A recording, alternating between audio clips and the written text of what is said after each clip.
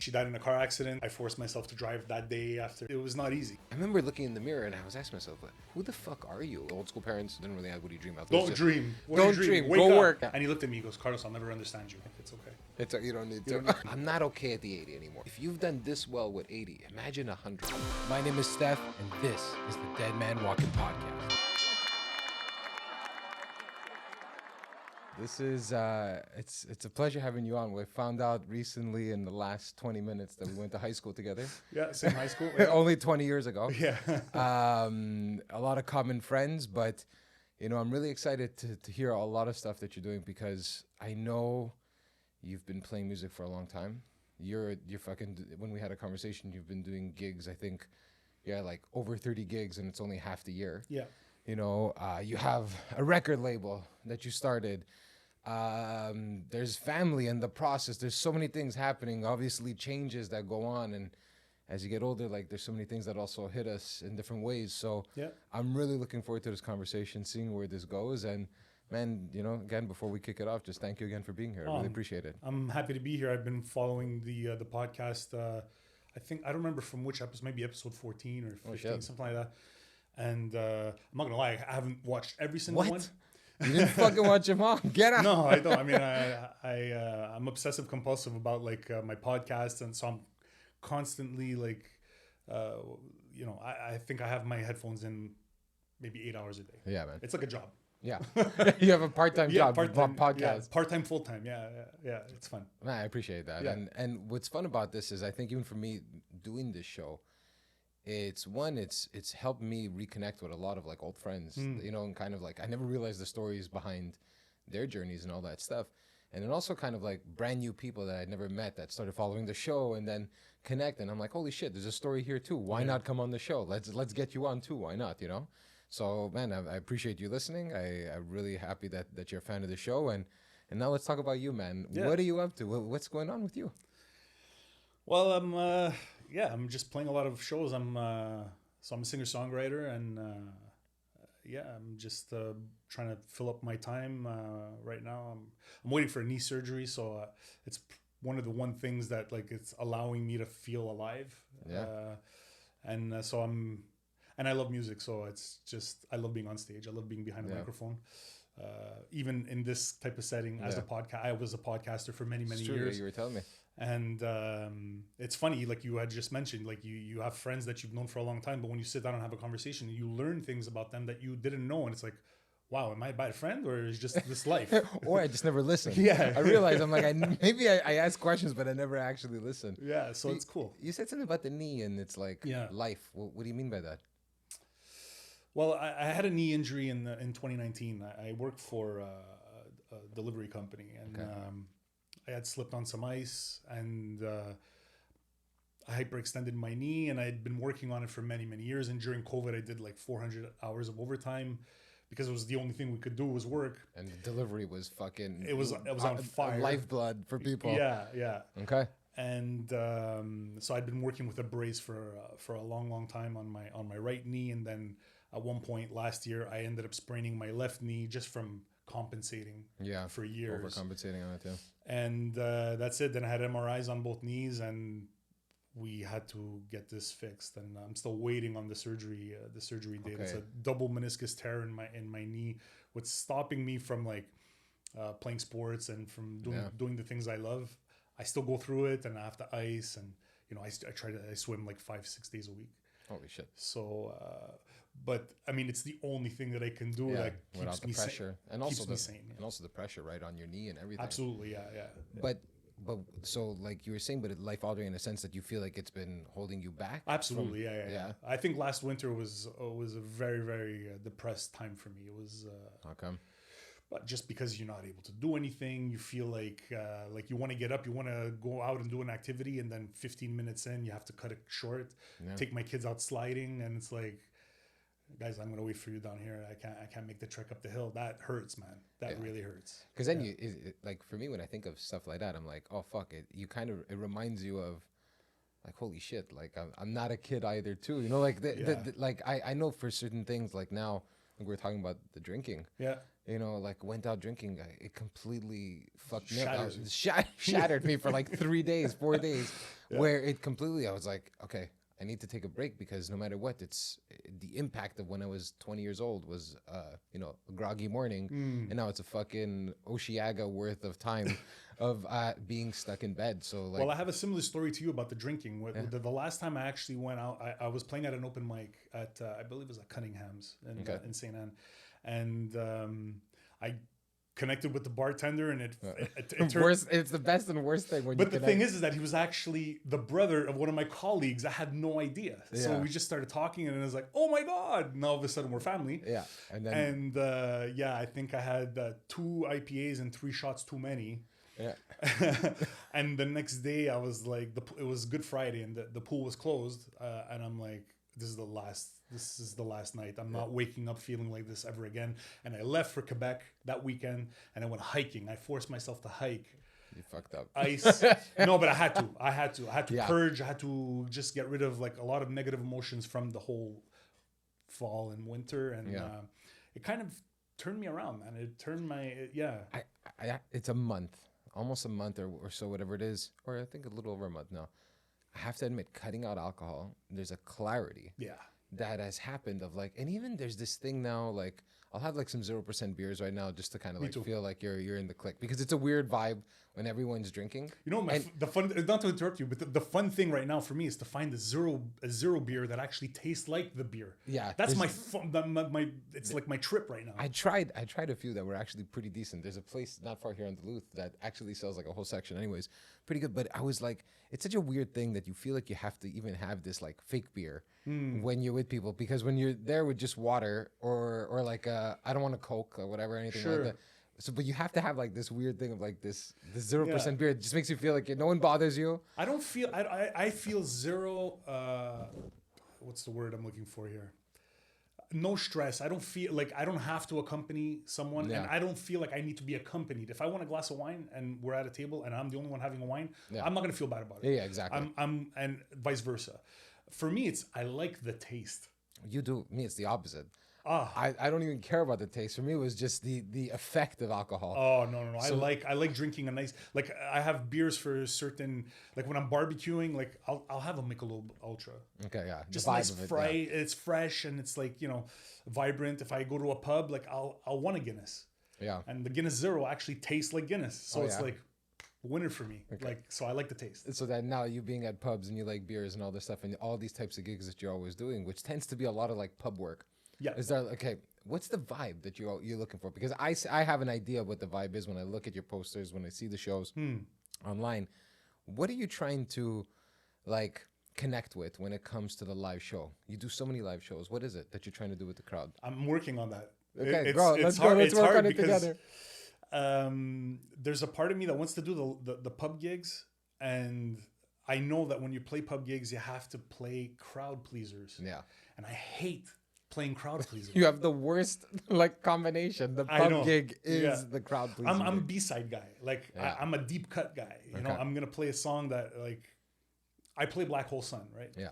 And everybody knows Black Hole Sun, but I perfected Fell on Black Days, so I'm gonna play that more, just because it's more fun for me. Yeah.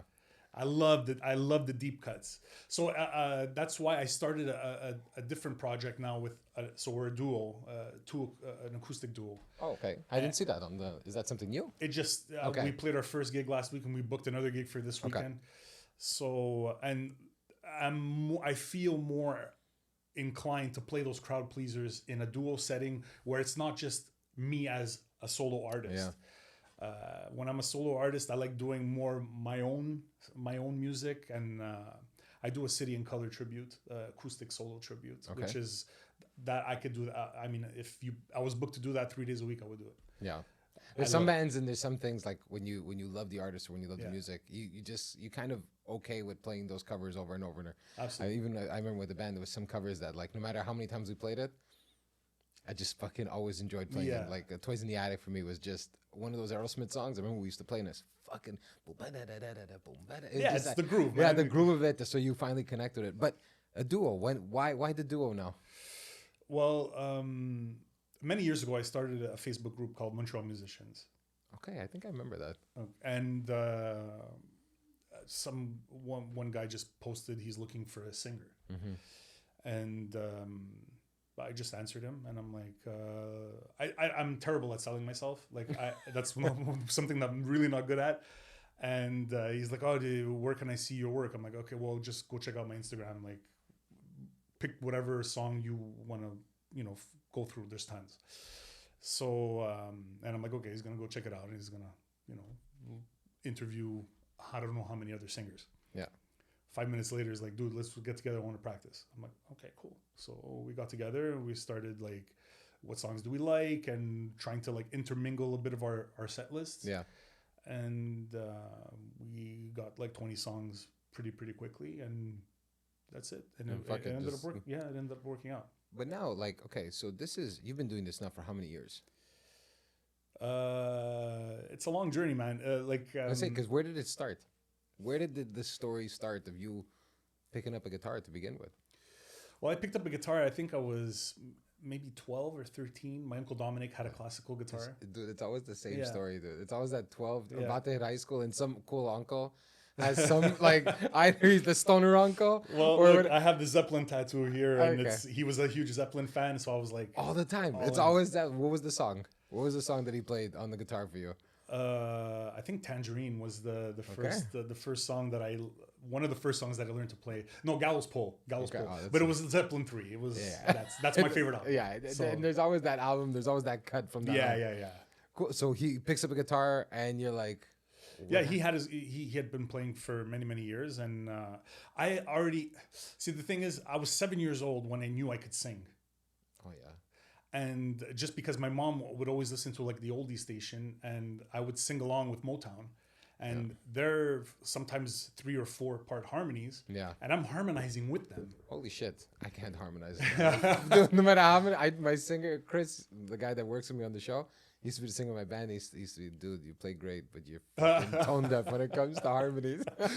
But it is a skill. It's like, and finding the right one, and like I can find the right one, but I always want to go further. I want to try to find what else could I do, and that's since I'm a kid in the car, like doing that. And I think it got like substantially reinforced a couple of years later when I was sitting in the back seat of I have family in Boston, and we would go there, spend summers there, and I was in the back seat of my cousin's boyfriend.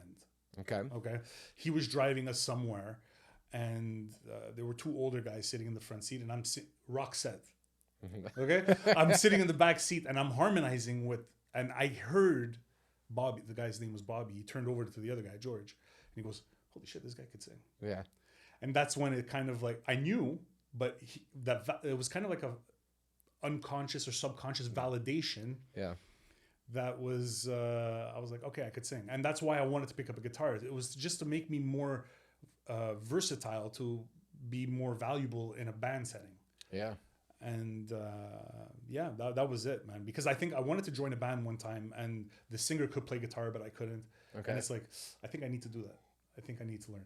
And I just, honestly, for a long time, I kind of neglected the guitar part. Like, it was just basics. Let's just play the chords, just so that I could... you have something to play with. Just something. And so I started off more as a writer, and like poem. Jim Morrison was one of my...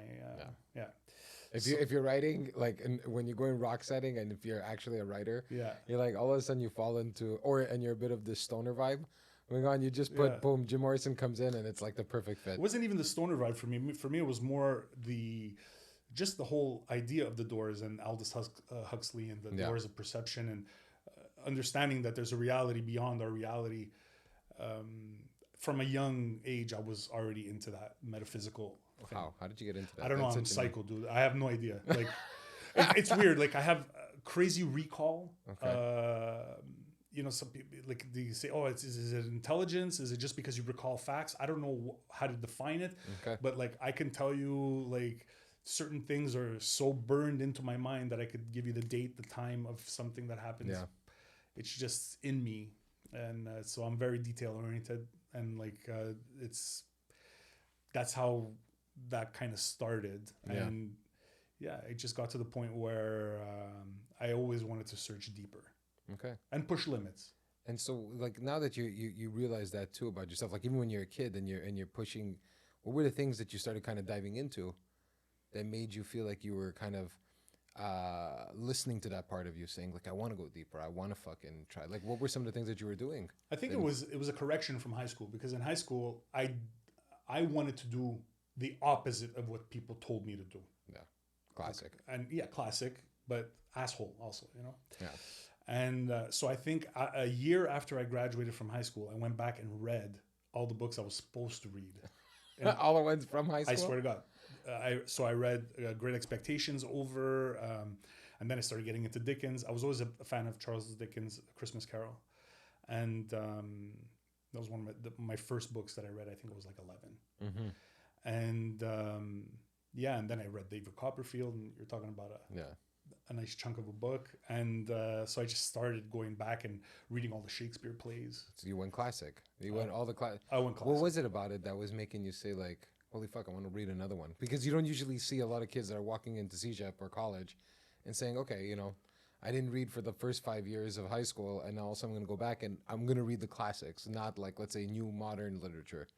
I think I learned to appreciate my English teacher, Mr. Michelson, and missing he got me. Yeah. What was it that he did? Like, what was it that I don't know. There was something about him that, like, even when I would get in trouble in class, he'd pull me aside and say, okay, that was really funny. I know it was really funny, but there's a lot of morons in here. And if I let you get away with it, then they're going to think that they can get away with it. So I had that type of relationship, not just with him, with quite a few of the teachers in our high school. And so that's it. And the older I got, I started to realize that that's a special thing to have a type of rapport with a person that is not family. Yeah. You didn't choose him as a friend. It's a person that was thrust upon you, but to be able to get into that deep understanding. I think he knew who I was, and he knew what I was. Or you saw the potential, maybe? For sure. I heard that from the time I walked into that school to the time I left. It was like, you had so much potential. I'm like, why? It's gone now? Yeah. Why? Because I'm 17, it's gone. I know. It's so funny how, like, sometimes they make you feel like I'm 18 and life is over because you didn't succeed at something in high school. You know what Those I mean? who can't do teach. Yeah. And they only see that part of it. But anyways, I'm not bashing teachers. I love teachers. Yeah. But I'm just saying that, like, they're so focused on their milieu that they can't see beyond that sometimes. Dude, sometimes when I think about it, you know, having one kid and you have them for a few hours because they're at daycare doing all the thing, and sometimes you fucking lose it.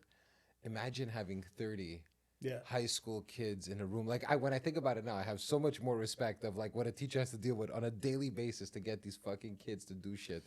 It's like at another level. Like, I'm not talking about our generation, different, like just any generation. Put one adult with 25 teenagers in a room that everyone is testosterone, hormones are going crazy. When I think about how I was at 16, 17, and there's a person trying to control this whole room and get you to be active, get you to respond, get you to do your homework. It's a mind fuck when I think about it now. It's like herding cats. It is. That's what it is. But but the thing is that they also went to school to become teachers. Yeah. So they're in the school milieu the whole time. They got it. They understand it. They see how the teacher reacts with them. So, and as the older you get, you understand the tricks of the trade. So I'm not trying to brush. You know, it's not easy. I know it's not easy, but they're trained for that. You know? Yeah. Okay. So past high school now, you get into college, you're becoming a fucking connoisseur of classic literature. Yeah. I was at Dawson, and people asked me I was in creative arts. Okay. But I studied cardiology, meaning I played cards. I was going to say that. I was like, I'm not sure if you're talking about the same cardiology. I was like, I'm not going to assume that it's fucking hard shit. No, it was not hard shit. It's bastone and exactly swords, and. So yeah, I didn't take it seriously, but I took a few classes that really piqued my interest. Like modern European art was one of the classes that I ended up left with because you have to fill out your schedule. Yeah, and so that was one thing that, like, the appreciation for, like, neoclassical stuff and all, you know, Monet and Manet and all that, and all that type of art, which is something that I really love, pastels and anyways. So there was that, and I took a music course, guitar 101, and it like I know how to play a horse with no name. I can't do this anymore. Yeah. This is not for me. Like school in that area was not. It wasn't. It just didn't connect anymore. Like no, nothing. I feel you. Once I finished CJEP, I remember I got into McGill, and I just stopped. I'm like, why am I here? It wasn't a question like, oh, if school sucks. It was just, I'm just not here. I'm not present. Like, the band was doing so well. We're playing gigs all the time. Yeah.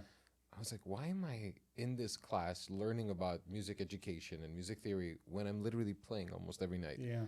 That's kind of what I want to do anyway. A lot of times it's validation. Yeah. You're doing it to say, oh, I'm doing this at school so that it justifies me doing this. Yeah. And I think that's a psychology thing also. But No. I wanted to, at one point I'm like, I just want to do something with my hands. So I went to furniture finishing. Okay. It completely like, yeah, it left the whole idea of creative arts, and then you went into it's a different type of creation. It's a different, I was about to say that. I think people don't realize that it is an art form. It's a craft, ultimately. Oh yeah, cabinet making and furniture making and all that stuff it's crazy. It's you're taking this piece of wood. Like, I wish I could do this stuff. I can't. I suck. Like, I never took if I take a class, I'm sure I'll be decent at it. But it's the idea of like looking at this block of wood and then turning it into something like that becomes useful from, a table or whatever it is. It's like people don't take it as an art form, but it is like sculpting in the end, but just with wood. Absolutely. Yeah.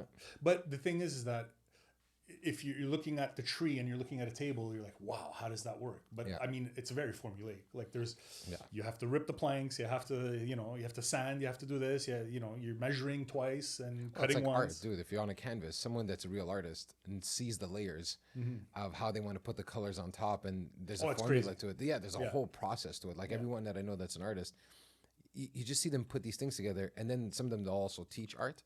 And then when you watch them on how they teach, you're like, oh, okay, so that circle, why you put that circle there? And you're like, okay, that's how you're building a at face. the beginning. Like, why did you put this color at the beginning? Yeah, like so weird. Yeah, exactly. But then you watch the time lapses sometimes on like reels or whatever, and it's like, holy cow! Like that thing at the beginning changes the whole thing. Yeah, exactly. Yeah, it's kind of it's really really cool, but it is very formulaic. Yeah, and that's why I got into the finishing side, where it's like I'll take a piece that's already existing and let's make this beautiful again. Okay. I think that's my strong suit, is taking something that's existing and let's make it the best version of what it could be. And I translate that to myself. Well, I kind of see that now with the types of shows you're doing too, where there's a lot of covers and you're kind of taking them and you're taking a great song and you're also turning it into your own version in a sense. So I can kind of see where that kind of kicks back in. The thing is that I'm still trying to find my voice, man. After all these years? After all these, yes, because when I sing my own songs, it's different because they're mine. Yeah. But like taking a cover and making it mine is very hard for me because I'm a perfectionist. So when I learn it, I'm learning a City and Color song. I want to sound like Dallas Green. Yeah. If I want to take a Soundgarden song, I want to sound like Chris Cornell. Now, I'm lucky that I have the vocal cords that allow me to do that. Yeah. But I would love to be able to sing it in my own voice. Yeah. And so there's a struggle with that now. And I've taken maybe 2 singing lessons in my life. And I think I want to go back now just to find my own voice. I think that's where the le déclic is right now. What do you think is stopping you from doing that? I'm stubborn. Why? Why are you so stubborn about this? I'm Italian and Portuguese, you know. Oh, you're fucking terrible. Holy shit. Yeah, I'm just stubborn. I'm a perfectionist. People, oh, you're a Virgo, you're, all these things. So it's like, I always think that I can The thing is that for my whole life, I've outsmarted the system. I've gotten away with it, doing it my way, so that I constantly want to do it my way. You know, I feel you, because when I think high school, I never studied. I always got my 80s. I had kind of something similar. You kind of made me think of something like, I used to be in class and someone used to say a date. Let's say it was a history class. And I just could tell by even the tone of the voice of the teacher and how much emphasis they put on this like topic. I was like, this is on the exam. Just remember those dates. It was like my brain would know how to pick out the things that were most useful to make sure I got my 80s. But fuck the 90s, because 90s meant I had to study. So I'm good with the 80s, right? Because it would just be natural. And I found for a long time, same thing with music. Music was just, I was practicing, but you know, you kind Muscle of memory. muscle memory. Like you give me any song at a certain point, my ear was getting trained where I could just listen, I could do it. But I never pushed that line. Like I always knew, like I was an 80% guy, let's say, for everything. And then I noticed that when I got to CJEP, I saw the 100% guys, and I was far. Like that 20% gap was a really big fucking gap. And it was like an eye opener of what 100% looks like versus what my 80% was. I think the difference is it's that procrastination. I was a huge procrastinator. And it's like just, and with my age now and having kids that are 17 and 15 and 12, like I look at them and I say, oh, you're trying to cut corners. Yeah, it's always about cutting corners, but to do nothing. Like you're like, I'm cutting the corner. Like now I understand being older. It's like, oh, you want to be more efficient, whatever, because there's just a limited amount of time, especially like, fuck, dude, 3 kids, forget it. To find time to do the things you want to do is pretty tough. But you're like, okay, when I'm a teenager, there's really not much else to do than what I kind of want to do. Yeah. Yet I'm always trying to cut a corner. So when I think back now, I'm like, oh man, not in a regret, but I tell myself, are you 80 or are you 100 right now? Like I ask myself that question when I'm doing something like with the podcast, like when we put it together, I'm like, is this 80 or is this 100? If we want to go 100, what's that thing that's going to make me feel uncomfortable to get to, because that's the fucking part that, you know, that's the part where it kind of takes us. So the singing lesson, like you were saying, that stubbornness, sometimes it's like, fuck, I don't know whatever it is, but I just got to do it to show that I'm on that quest for the 100. I'm not okay at the 80 anymore. Like there's something in my head that's changed in the last, I'd say 6-7 years of I'm not good anymore with 80. Bro, if you've done this well with 80, imagine 100. That's kind of the topic that comes into my head now. But then there's a part of me that's also stupid that says like, I don't want them to say, you see, he applied himself and this is what he could do. It's like, yeah, but fuck, you win in the end, dude. Like I'm still winning, bro. Yeah, I feel you. But it's like, but that's what I'm starting to see now is like, everything that I'm trying to do now, I ask myself, what could be, not for someone else, but for me, like, if this is the most, like, even if it's fucking exercise, and it's like, whatever, 40 push-ups, I don't know, just try 42. That's it. Just 2 more. Like, just even fucking try that extra 2. Can you get there? And then when you get there, you're like, oh, I could actually do it. And I did it to 45. There you go. You know, but you didn't stop yourself and put that wall or that ceiling. Before it was just getting to the finish line, just barely getting that. That was my high school thing. Was how many credits do I need exactly to get my diploma? Okay, so I know I could fail this class. I know I could fail this class. I know what I need. Like, just a quick story: physical science, secondary 4. I needed 60% on the final exam to pass to get my 6 credits for physical science. Yeah. The exam was multiple choice, 60%, 40% formulas. I answered the multiple choice. I got 60. The teacher thought I cheated because you got it perfectly. Because I that's all that mattered. That's all I needed. Yeah. And he looked at me. He goes, "Carlos, I'll never understand you." I'm like, "It's okay. You don't need to." Exactly. After this year, you'll never see me again. Exactly. Exactly. But I love that man. He was really. At one point, he told me not to. It was my homeroom. He told me not to come into. Who was the teacher? Mr. Karith. No, okay, no, I didn't have him. He told me don't come in to a homeroom anymore. I'm like, but I'm going to be late. I'm going to get detention. He goes, I'll send somebody to open the side door for you to come in. Yeah, just don't come. Just don't, because all you're doing is distracting me from teaching to the other kids who care. So I would wake up in the morning. I would get on the bus, get to the metro, and then I would go to McDonald's. I would have a coffee. That McDonald's on Sherbrooke. Sherbrooke and Lingerie? Sherbrooke and Lingerie, I remember that. That's what I was thinking. There was a smoke a joint or something, then get on the bus and go to school. So that's it. So that's, and that was another one of my teachers that like, he got me by not getting me. Like, he didn't try to force it. He's like, listen, this is where he has to say like, you know what, this kid knows what he wants. Like he knows what he wants to do. He doesn't want to be here. So if I keep on forcing him to be in this classroom, he's just going to ruin the class and ruin the other 29. I have 29 other kids to think about. I had guilt about that too. Like, it's like, man, I couldn't have just fell asleep. Like, but I didn't want to fall asleep. But you can't. Like, I'm a joker too. Like, I'm in a class. Like, I'm that class clown. Like, I want to laugh. I want to have a good time. You put me in the room with my friends, I'm gonna do something stupid. Yeah. It was natural for me. I mean, in Sec 1, I think the first week of secondary 1, my homeroom was religion class. And I think the first week I corrected the teacher. Like she said something wrong, and I'm like, oh well, actually, what you mean is this.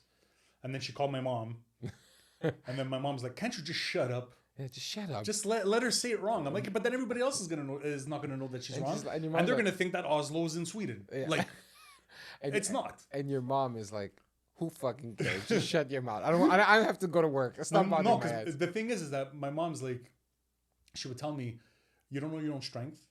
Mm-hmm. I'm a big guy, right? So it's like, you don't know your own strength. Always keep your hands to yourself, and your job is not to teach.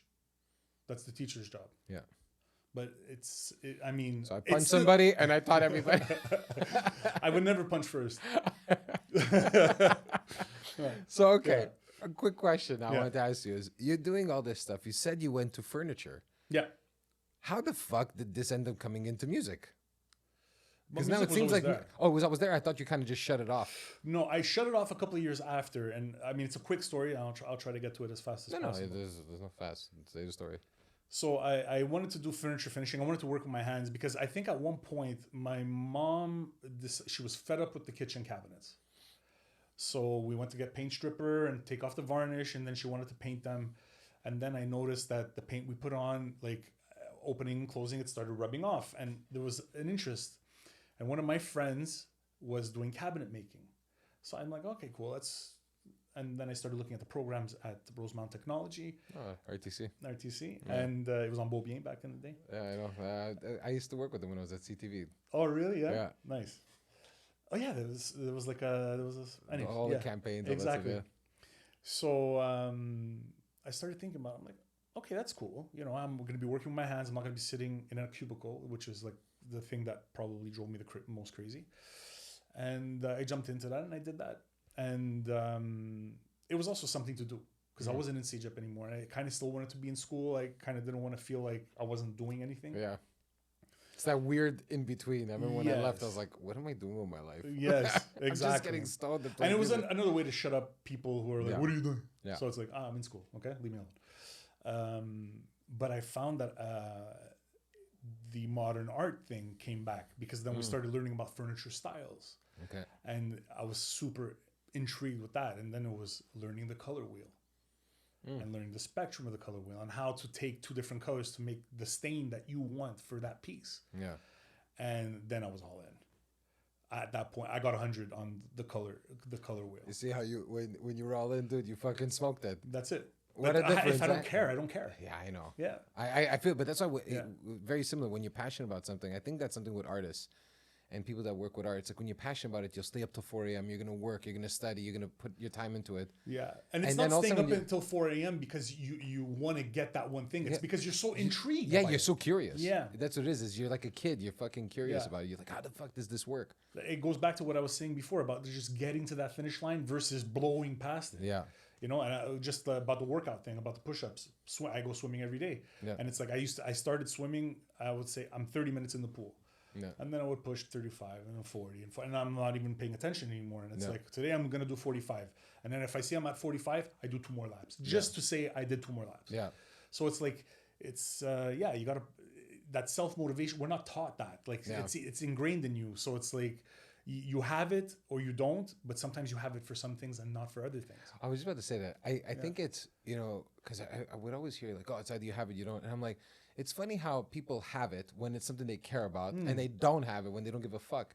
So clearly there has to be this connection of you have to somewhat care about it because when it gets hard, when you don't care about it, you're like, why am I going to do this? Yeah, exactly. Like, why continue this? There's so many other things I could do. Mm-hmm. Yeah, no, exactly. So it's all about like what you have to find that one.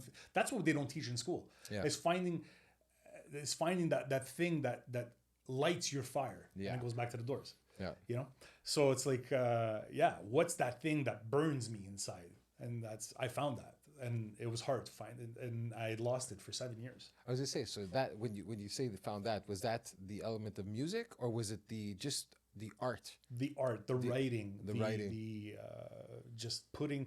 See, I always overcomplicate things. So it's like when I would write a poem, and then pick up the guitar and write music to fit what I wrote in the poem. Now as a songwriter, now it doesn't work that way. Now I'll play a lick over and over, and I'll find a melody that clicks. and then I'll write to the melody, and that's the easiest way to write a song. I still do it the other way sometimes. Sometimes that happens. You can't. Yeah. But I was writing things that were, I would say, way beyond my years, very introspective, but also metaphysical. Not writing about fire and snakes like the Doors, but like abstract ideas. And it was super hard to put that to music. So, but I was stubborn, and I would, and overcomplicate things. So like I could play the most complicated things on the guitar because I've done it 100,000 times. Yeah. But then you tell me to play this one lick from, like, let's say Sweet Child O' Mine, the intro. Like it's gonna take me 25 minutes to remember the fingering pattern, and but I don't care about it enough to care.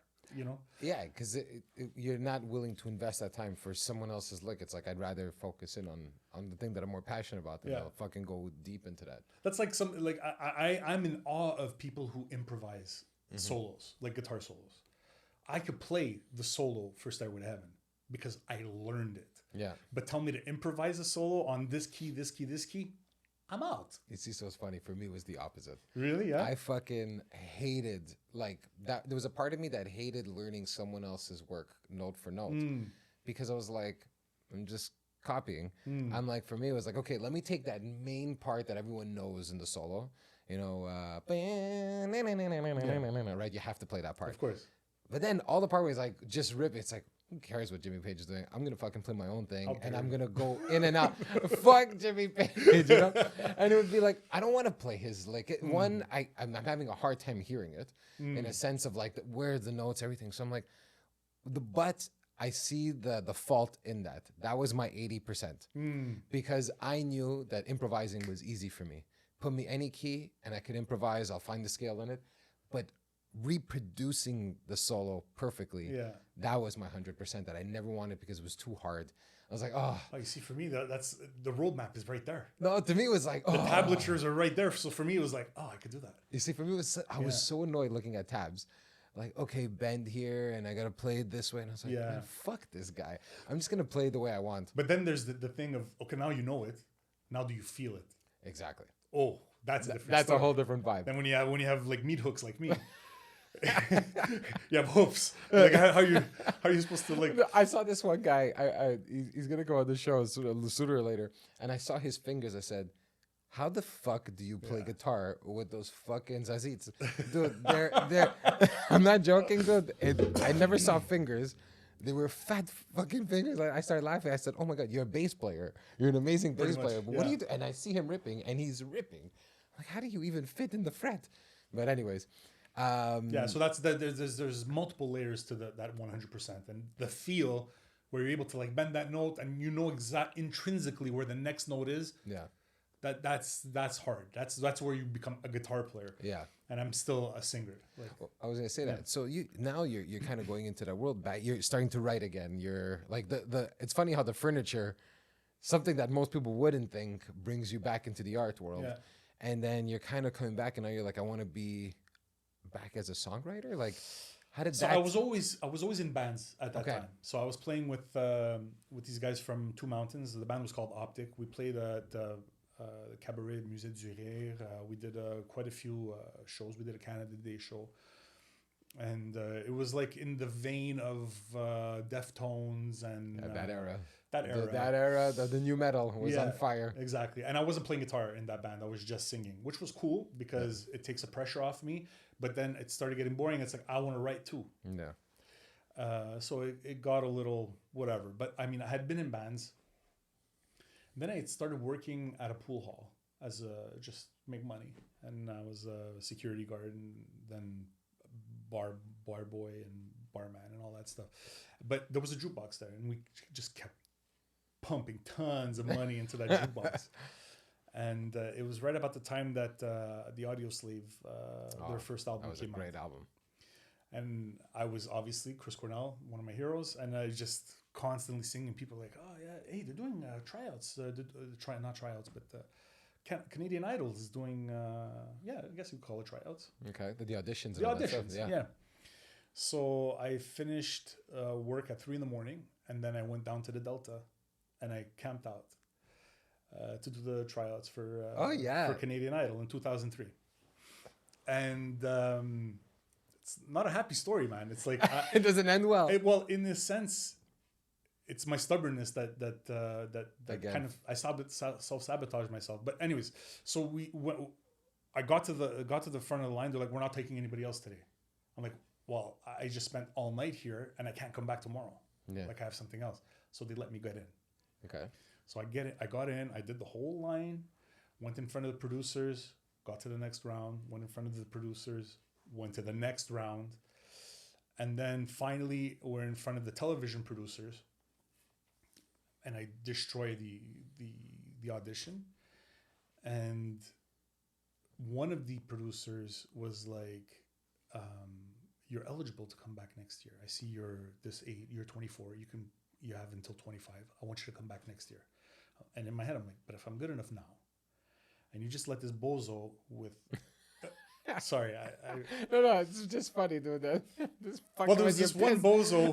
Dude, there's always if he said, how the fuck am I? But it wasn't even. It wasn't because he sang bad. It wasn't a question of him singing badly.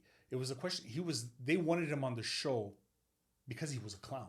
Mm-hmm. Yeah, there's some people that are not meant to be good. My girlfriend brings all the boys to the yard, like my milkshake, whatever. Yeah. But he's screwing up the words. Chris, we gotta use that. We gotta. So he's singing that he's singing that song. He's wearing jogging pants and a Habs jersey. Yeah, the classic. Just to get, he's the guy on TV that you know he's not gonna get through, but you put him on because you need that humor in the episode, you know. And that turned me off so much that I literally stopped singing and playing guitar for 7 years. Wow. It's crazy how like when we have this thing in our head, dude, we become such clowns with ourselves of like, I'm proving myself. Like, I don't know what we're trying to even prove to ourselves, but like, fuck this thing that I love. Fuck you. I don't want to do it anymore. Yeah. Why? Like, what happened? You finished, you got home and you said, fuck this shit. Well, I don't think it was instant. I think I might have played one more show after that. It was a friend's band. They called me up on stage to sing a couple of the songs that the singer couldn't do. And I did it. And everybody was like ecstatic. And there was just a bitterness inside me. And instead of using that bitterness to like motivate me to prove them wrong, I used it to shut myself down, which was stupid. And it's one of my... Frank Sinatra didn't know shit, bro. Because when you say, no regrets, everybody has regrets. Everyone has regrets. I've had too few to mention. Sure, Frank. Sure. Okay. Ava Gardner. That's all I'm going to say. Anyways, so I let it get the best of me in a sense. And and then I was seeing somebody and she got pregnant. We started a family. Yeah. So, and I was working at a family restaurant. So like, you kind of get stuck, and I don't mean it in a bad way, but it's bad. You get stuck in this routine, and then you wake up and you're like, holy fuck, 7 years just passed. Like, I know that happened to me. Like, at one point I was married too. And it's not a question of, the relationship. It was me. I just kind of like, it's like my body was there, but my head and all the things that I was really passionate about at one point in my life, it's like it. And I always use this example. My amplifier was at 0. For some reason, there was just like no output anymore. It was like, okay, it is what that line, it is what it is. Like, I would say those stupid lines. Oh yeah, what are you going to do about it? It's like, when I think back now there's certain years where I am literally disconnected, I feel like, from life. I just shut off. You're just on autopilot. On autopilot. Same thing. The band didn't do well. Like, the band ended up breaking up. I didn't know what the fuck was happening in my life. Went into a job that was like a cool job, but then all of a sudden was like, I got sucked into it and I started thinking too much about like money. And it was just about paying bills and like, the things that, the financial security, I think, in my life was like, oh, how am I going to pay for this? Oh man, I don't make enough money doing that. And you kind of get stuck into that idea, which is normal, like, because you're trying to build a career or whatever the story is. But then it becomes this like obsession with like paying bills for some reason. And like, how am I going to maintain paying bills? And it's like this weird circle that happens. And then all of a sudden you just get lost. And then you wake up and you're like, oh, fuck, I'm 30. That's exactly what happened. Dude, it's like it hit me. I remember I was like, I'm fucking, when the fuck did this happen? I was just 27, 26. Like, yesterday. Yeah. And all of a sudden I'm 30 and then got divorced at like 32 or whatever it was.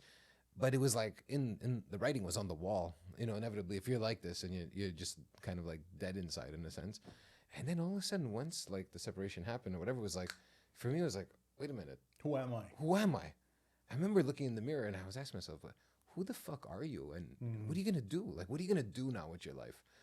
And you have this opportunity to start something fresh again. It's kind of new canvas, if you want to call it. Yeah. And for me, dude, I feel it resonates so much of that idea of just like dead for 7 years in a sense. And then kind of a reawakening happens. So me, it was right before I turned 30. I looked at myself in the mirror. I had finished in the Montreal Open poker tournament. I finished 11th. Oh, nice. So I had gone to Las Vegas, and I remember seeing the video it was filmed for television, and I'd seen it on TV, and I looked at myself. I'm like, I know that's me, but I don't see me anymore. What was it about? I was like extremely overweight, and I'd always struggled with weight in my life, so it's Italian, Portuguese, bro. Yeah, well, up and down, and There's too much food in the house all the time. Yeah. So and we don't talk about our feelings. Yeah. So we're eat them exactly. So I see myself on TV, and I'm like, I know that's me, but I don't recognize that person. I don't like that person. And at that point, my second son was a few months old, and I started talking to their mom and saying, like, we got to do something different. Something has to change. And she was resistant to the change. And I'm like, you don't get healthy in the place that you got sick. Yeah. So I had to walk away from that relationship. And it's still hard to say, actually, after all these years. And so I started going to the gym. And I changed jobs. I was working, I was still in the restaurant business, but I was working breakfast. And I had started to launch a restaurant, breakfast place, Ben and Florentine, in Ville Saint Laurent. And worked there for a few months, and then I met someone there. It was the niece of one of the owners who was coming in to be a hostess. And I'm working behind turning eggs or whatever, and with my coworker, we were like kind of like co-chefs for the place. I turned around, I saw her, and I looked at him. I'm like, I'm gonna marry this girl. I just said that, like, out of it's fucked up how like it's crazy, dude. It's like almost like a new set of eyes happening. Yeah, a new life.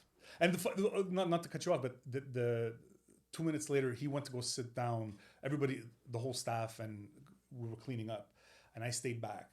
And her uncle said, "Nobody, you guys don't touch her, huh?" It's always don't touch my like niece. I thought you're just gonna bite her or something. But the thing is, I was in the kitchen. He wasn't. And then when he came back, I'm like, I heard what he said. I'm like, I wasn't there. He wasn't talking to me. It was like, I'm doing what I gotta do. So a month later, we started dating. A couple of weeks later, I moved in with her. A couple of weeks after that, we found a different place. We moved in together. I asked her to marry me. Wow. She said yes.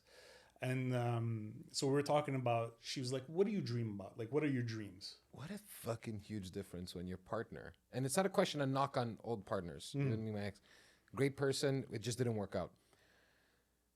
But when someone allows you the space to think about that question, what do you dream? Like, what the fuck do you want to do with your life? You don't get that question asked to you almost like your whole life. Like a lot of times parents don't ask, like maybe old school parents didn't really ask, what do you dream about? It's like, go do something that makes money. Don't dream. Don't dream. Go work. Yeah. You're late for work. Shut the fuck up. The grass needs to get cut. Yeah, exactly. So it was like, it was never this idea to stop and say like, what do you actually want to do with your life? Yeah. And when someone asks you that question when you're a bit older, you're like, holy fuck. What do you think I answered? I'm going to say probably back to music. Well, my first answer was, I think I want to own my own restaurant. And well, you were in that business at that point. I was in that business, and I gave her this really logical answer and something that was kind of well thought out. It was maybe something very I had been operations oriented, you know? Yeah, but it was very well thought out in my brain for some reason. And then she looked at me, and this is where I knew that this was the love of my life. She looked at me, and she's like, she cut right through the bullshit. And she's like, oh, bro, you need that. Yeah. And she's like, no, no, no. If you could do anything, what would you do? And I would say, I want to sing and write music. And it was instant. Yeah. As soon as she took off that the veneer of what we're supposed to want, yeah, versus what you really want, and and I started writing that day. Isn't it? It's the second like time when someone asks you that question, because I totally feel it. Whenever someone asks someone, what do you dream about? They give you the dream that is an approved PG dream. In general, most people. Because we're self-censoring constantly. Yeah, we're even censoring ourselves in our brain, because you can't think about such a crazy dream. Yeah. And all of a sudden when someone says, stop bullshitting, like, tell me the truth. It's like a one line. You know exactly what it is. Yeah. But for some reason you gave this 15-sentence answer, 2 minutes explaining because the benefits of this and all the bullshit that comes with this. And then also when someone's like, okay, shut the fuck up. What do you really want to do? And you're like, singer-songwriter. It was like bam, right? Yeah, I feel you, dude. Like, it's the exact same feeling when I was asked that question. That's kind of, she's my test for me too. Whenever I'm uncertain on something now, I look at my partner and I'm like, so what do you think? And then she tells me something and I'm like, she humbles my ass in one way and makes me see clearly through it. And I'm like, okay, I get you. Like, thanks for the redirection, because I think I was wavering off on this other road that isn't me. But you kind of made me realize, nah, dude, like, did you really ask yourself, is this what you really want? No, so don't do it. Don't worry. It's fine. Like, you don't have that pressure. It is a pressure thing, but it's like self-imposed. Yeah. But I come back to something that's like, a lot of times, The Matrix is one of the best movies ever made, because the messages in that movie are great. And a lot of nowadays, everybody's red pill, blue pill. Yeah. That's not the message. No. The message of the Matrix is know thyself. Yeah. Who am I? Yeah. Okay. So that's when I started doing introspection. It was around that time, and then I'll just finish the story. I started writing a song. Use the word over before. That was the song I wrote. I started writing it. I wrote the first verse and the chorus of that song, and then a couple of weeks later, she died in a car accident. Your girlfriend? Yeah, my fiance. Oh my God! In a car accident. Holy fuck! I didn't see that coming. Yeah, I know. So. Oh man, I'm sorry to hear that. Yeah. Well, I mean, it's been quite a. It's been. Yeah, I know, but fuck, still, like, dude, you just threw me off. Holy fuck, I didn't see that. It threw me off too. Oh yeah, I think maybe a little more for you than me, but I didn't see that coming, dude. Yeah, but that's why I was like, and then I finished writing that song after she passed away. So when you see the verses of that song, the song Over, it's like, I relived that dream. Wow. It's in there, and that's the last song on my album. Wow, bro. That's cool. Heavy, dude. You got me. You got me right now. Like, I'm it's hurting, bro. That must be crazy. I can't imagine that feeling. Yeah. And then I think so she passed away like on Halloween of 2010. And then in December I did a tribute show. I did all the songs that I loved that reminded me of her, and the songs that we loved together. And so I did a show for that, and then after that I was like, this is what I'm doing. Yeah. Wow. Yeah. Yeah. Dude, that's wow. So this happened, you started writing, and dude, how did you, like, we don't have to go into much because I know it must be a tough thing to even dive into, but how the fuck do you get over something like that? You don't, man. Like, I can't, like, I'm just like thinking about, like, now I'm thinking about my girlfriend, and I'm like, holy fuck, like, how were you at that time in your life? It was hard, man. It was everybody struggle. The worst thing that ever happened to you is the worst thing that ever happened to you, and that scale is different for every person. Yeah. So it's like, how did I deal with it? I just pushed through. I had kids to take care of. She died in a car accident, and like, I forced myself to drive that day after. Wow. So it was not easy, and then. Yeah, I just honestly, I think that first month and a half, I wrote 6 songs, and 4 of them are on my album that I released. I worked with Derek Orsi and Dave Train at okay, that's how you got to know those guys, or I knew them from a little bit before, but we know a lot of the same people, and so yeah. I was rehearsing at the mothership, the rehearsal studios, so that's where that happened. But yeah.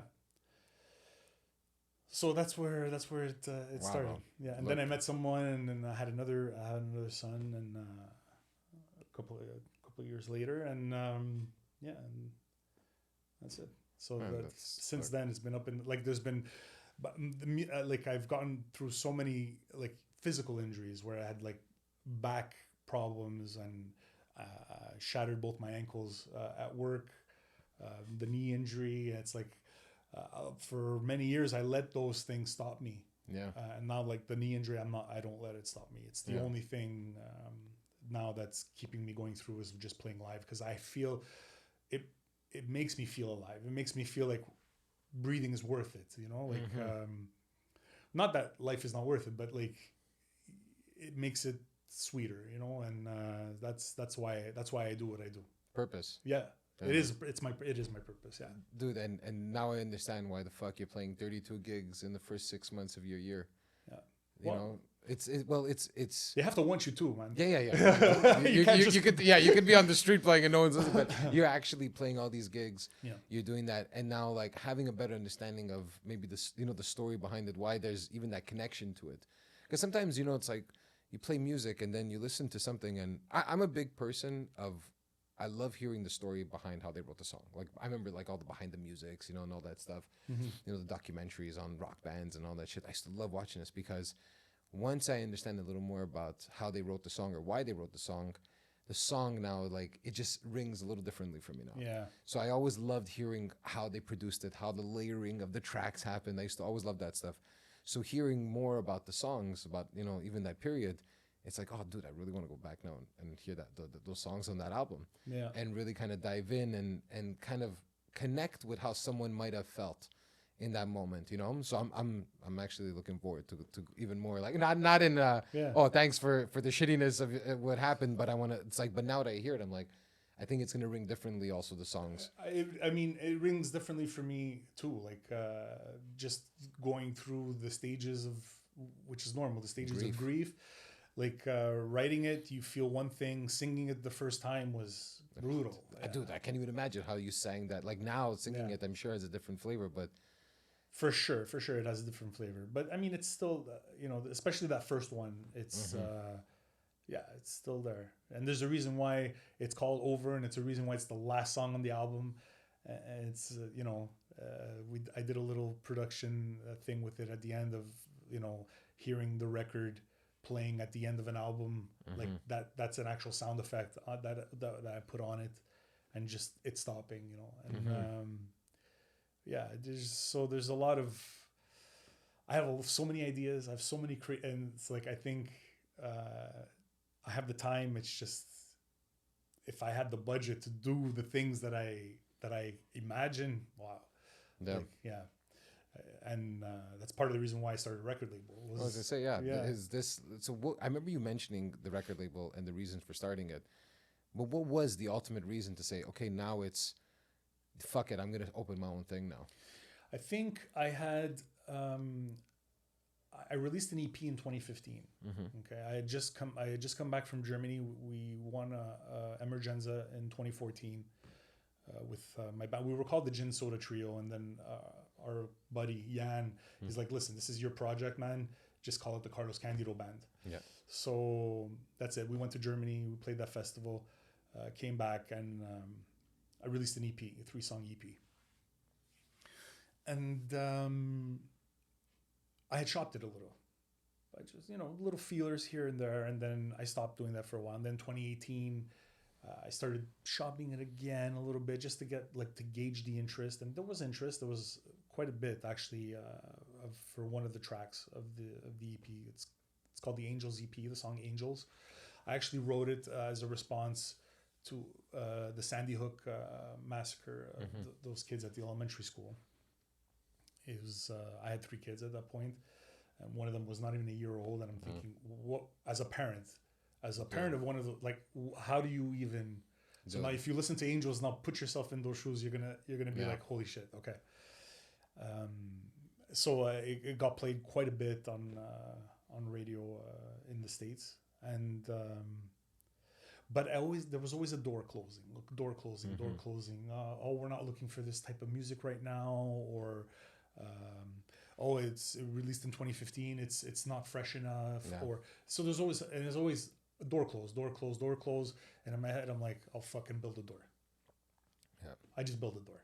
And I had that idea for 3 years in my head. It's always there's something. Even this podcast started in my head in 2019. Yeah. Only actually started 2023. Yeah. There's something about an idea that it's almost like you need to keep thinking about it. You try to drown the idea. You're trying to drown it, but when it keeps coming back, Yeah. it's something inside you telling you, do this motherfucking thing. Like, stop it. It's enough. You have to start it. And then during COVID, I was like working and overworking. But the thing about my job, which is great, is that I could do it on autopilot. Mm-hmm. So I'm constantly writing songs. I'm constantly thinking of things. And this idea was in my head constantly. I'm like, okay, I'm going in the studio. I know I want to record. I had 12 songs. And I know I want to record an album. Do I want to just leave it there? Leave it there. Like record it and just have nobody listen to it? Or, which could still happen. But like, luckily that's not the case, you know? Yeah. But, and then I'm like, why don't I just start a label? I'll put it on a label. I'll start a label. I'll self-fund it, which is what I'm going to do anyways. Yeah. So I'll self-fund the label, and I'll charge everything to the label. It's a business expense. So that's how it started coming around. That was like a year before. I actually had the name, and I registered it like a year before launch. A year and a half before the album came out. Yeah. And I already knew where I was going to record. I already knew all that stuff. So it's like I'm a Uber planner. Like yeah. You told me about it earlier. It is what it is. It is. But you know what? But it's also when you're passionate about it. Yeah. It's planning because you like we were saying, you're curious about it. So as you're planning, you're learning in the planning. It's not like you're just planning to never execute it. You plan, you execute, then you realize you have to change something here, and then you totally readjust it. And that's kind of like the natural course of it. And I feel like as I got older, or maybe like even if this is, I don't know if it was the same for you, but I know it's not going to be perfect at the beginning. I know this. That's life. It's not perfect. Nothing's perfect. Nothing. It's never perfect ever. Yeah. So what the fuck makes you think the first time you do it or the first step you take is going to work out well? It's probably going to be shit. I already hate what I do even when I do it well. Exactly. Isn't that crazy? Like, I hate what I'm doing and whatever it is. So let me just fucking at least try doing something I actually enjoy. So you start the label. Yeah. Now you're doing all this stuff and you're playing all these gigs. What's your like, you know, you're planning, right? You said you're a planner and all that shit. What's your vision right now for this project that you have in mind? Well, I'm just constantly writing. So right now I have probably 20 unreleased songs, and songs like done, not idea. I don't talk about ideas anymore. Riffs. Yeah, no, forget about riffs. Like A to Z finished songs. And so I don't know what I want to do with that. I don't know if I want to do like multiple EPs and just pump, do a full album for, you know. So I've been dissuaded a little bit by the album thing, by people who are in the know, people who, you know, like you need to have a fan base that wants to hear an album before you make an album. And I totally understood that even back when I did my album, but I did that album for me. I didn't do it for fans. Sometimes it's not about the consumer, it's about you. You just got to, especially art, there's moments where it's especially about you. What the subject matter is for that, it had to be an album. It was a statement. Yeah. Exactly. Yeah. And so that's it. So as far as my musical project, I think that's what I'm going to probably just record all the songs.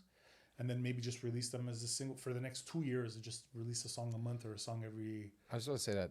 It seems like the course now, where it's kind of back to the days of singles. Yeah. Unless you're a huge artist that's already established, like, you know, and you get like the huge major labels. Yeah, people they're waiting for Taylor Swift's new album. Yeah, they're waiting for Beyonce's. Nobody's waiting for me. Yeah, exactly. Yeah. So when no one's waiting for the album to drop, it's like, well, why am I doing all this work? Because it literally gets lost in the mix. Absolutely. You know, like there's so much content out there. Yeah. So it's kind of like you just dropped 8 songs. You're lucky if someone listens to one and now boom, it's like it's already gone. The album is 2015. Yeah. You know what I mean? Like, so I've seen that a lot now with artists where they're just releasing song by song by song. And then they take that kind of that whole compilation and then repackage it as an album if somebody wants to listen to all of it. That's probably where I'm going. Awesome, man. Yeah.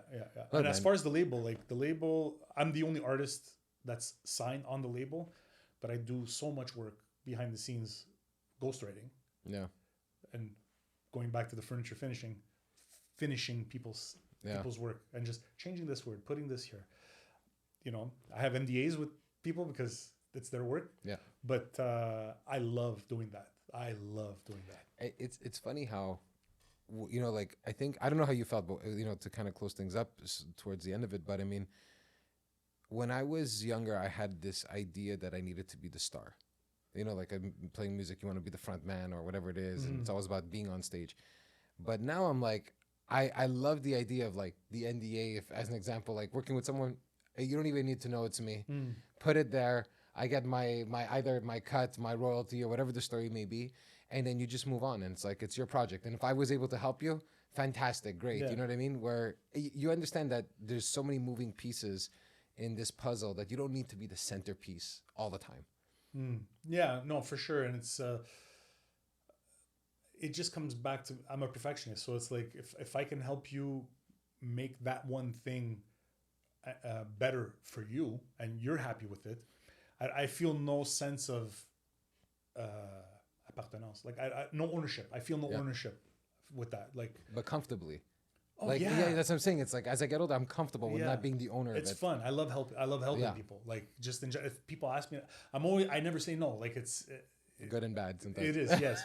But but it's, I mean, it's easy to say yes. I mean, they're paying me, like, you know. That was easier. And I have, yeah. I mean, and it's a skill that I feel like finally I'm able to monetize skill that I have, and it's a passion, so it makes it even better. Yeah. But yeah, it's really, really fun. But obviously, I would like to sign artists onto the label. You know, self-fund, and it's called Home Poor Records. So Home Poor, you know, there's no limits. You know, you do what you got to do, and we do it in the time that it takes. Yeah. Yeah, but I mean, we'll see what happens. I think nowadays labels are just they're gonna get smaller and smaller. Yeah, it's, you know what? There's always a market for everything. It's just gonna be different. Yeah. It's like, it's not like kind of like the way it was singles in the 50s. Then it turned into albums because they were able to monetize an album where they put one good single with 7 shit songs. But the artwork sold those albums too, dude, man. I'm a big vinyl guy, dude. I have a whole collection of vinyl CDs. I miss the idea of opening the package. There's just something about it. But we also come from a time where that was... It's kind of like going to a video store, dude. Like, I loved going to the video store. I worked at one. Yeah, dude, that was like a dream of mine. At one point, I wanted to be like clerks and shit, dude. Just work in a video store. And it was kind of like, but someone that never lived that doesn't understand it. Yeah. So for us, we have this like connection of nostalgia maybe sometimes to that. But like, you talk to my nephew, he loves his downloads, dude. He just fucking puts on Spotify. Doesn't give a shit about owning the album. Like, it's like a different concept to it. Weird. It's weird for us because it was like an event buying that shit and going there. And their album art now is like, everything's done on computers, and so it's like it's you don't really feel like you made it. Well, it's just that it's just different. Like, I actually, funny enough, I was with my buddy yesterday, and I saw his kid like in a virtual reality game, right? And for me at the beginning, you know, when I was thinking virtual, it's like, but we used to play with our friends, used to hang out with our friends. Dude, I'm listening to him, and he's hanging out with his friends, and they're playing this like tag game or something, whatever. They're like 7 years old, and I looked at like what he was playing after, and they're hanging out playing tag and everything, but they're all in each other's house. But for a second, I was like, this is pretty cool. Like, he's hanging out with his friend at 9 p.m. at night, which he wouldn't probably be able to do. But he's hanging out and he's having a blast. He's talking. They're having this amazing time. It's just that it's in this virtual world. Yeah. And in my mind, it sounds so weird. But it's like, for him, dude, this is how he hangs out with his friends. Like, the same way, you know, our parents thought we were probably retards or fucking clowns, you know, and how we used to be with our friends. I remember coming home, like, after, like, jumping... taking my BMX over like this little broken bridge and jumping over, and then having to walk home because my bike was fucking ruined.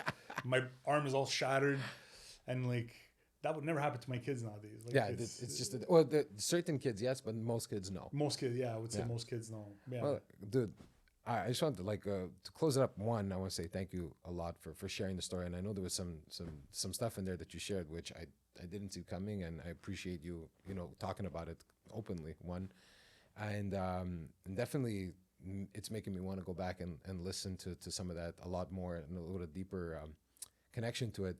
But man, I just want to say thank you for coming on the show. And where can people, whoever's watching or listening, like where can they find you? What do they expect to come from you, or kind of like handles or anything like that, profiles online? So I'm on online Instagram at C Candido Music, on Facebook Carlos Candido Music, carloscandido.com. I'm on Spotify, Apple Music, all of the streaming services. You just find my name, Carlos Candido. My album, the one I released in 2022, is called Two Way Street. You can find some of those songs like Over and Holding On, that are on that album. We spoke about vinyl. That's my next thing, is releasing it on vinyl, and having a vinyl release party. And I was gonna do it a couple of years ago, and for some reason I held off, and it kind of worked out perfectly, because like now the album is actually catching fire, and I'm getting like thousands of streams a week now for that album. So I'm pretty happy with that. I also have a single that I released last year that I worked on with Ken Press, who was formerly of the Franklin Electric. He started his own solo project, and he's a producer, and he worked on a song with me called Je rêve encore, which is a bilingual song, and I'm starting to write in French a little bit more too. And so you can check that out on all the streaming platforms and on YouTube and whatever. It's just my name, Carlos Candido. Awesome, man. Look, I really loved hearing the story, man. Thanks for sharing it, and that's it, man. Thank you so much. Thanks for having me, man. My pleasure. Thanks, bud. Thank you.